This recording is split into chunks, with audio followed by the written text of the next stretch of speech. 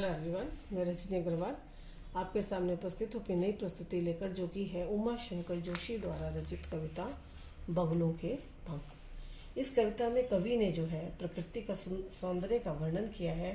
साथ ही पक्षी जो आसमान में उड़ रहे हैं, कहते हैं उनकी छटा ने जो है मुझे मोह लिया है और उनमें ही वो बंध कर रहना चाहते हैं। नभ में पांति बंधे बगुलों के पंख, चुराए लिए जाती वे मेरी आंखें। कजरारे बादलों की छाई नभ छाया, तैरती सांझ की सतेज श्वेत काया। हौले हौले जाती मुझे बांध निज माया से, उसे कोई तनिक रोक रखो, वह तो चुराए लिए जाती मेरी आंखें। नभ में पांति बंधी बगुलों की पंखें। कवि कहते हैं कि संध्या का समय है और प्रकृति का दृश्य जो है मेरे को अपनी ओर आकर्षित कर रहा है। कहते एक तरफ आकाश में उड़ते हुए बगुलों के पंक्तियों में चलने का जो दृश्य है वो मेरी आंखों को इतना प्रिय लग रहा है कि वो मुझसे मेरी आंखों को ही चुराए लेकर जा रहा है। कहने का मतलब ये है, कभी कहते कि मैं उन सफ़ेद रंग के बगुलों को जो कि पंक्तियों में आसमान में उड़ रहे हैं, उनकी सुंदरता में ही गुम जो हूँ हो चुका हूँ। और कहते संध्या का समय है, काले काले बादल जो हैं आकाश पर छाने लगे हैं। उन काले रंग के बादलों पर सफ़ेद रंग के बगुले जो हैं बहुत ही ज़्यादा सुंदर प्रतीत हो रहे हैं।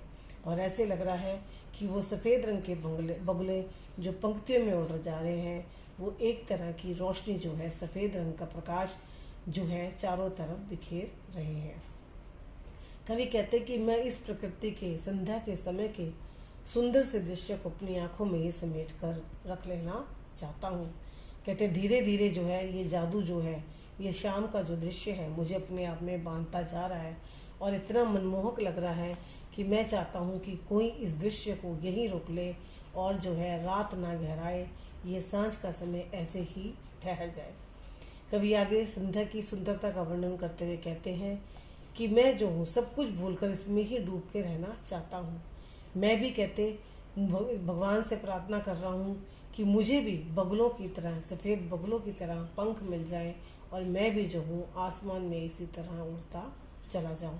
कहने का मतलब है कि कवि के जो भाव हैं वो चाहता है कि जो इसके मन में सांझ के समय जो बगुलों को देखकर और काले काले बादलों को देखकर उसके भाव उमड़ रहे हैं, कहते वो भाव जो है उसके मन में हमेशा ही ऐसे रहते रहे और जो ये प्रकृति है उसको अपनी ओर खींच रही है, उसकी सुंदरता से जो है वो अपनी नज़रें नहीं हटाना चाहते। और वो कहते हैं मैं इसी में बंधा रहना चाहता हूँ।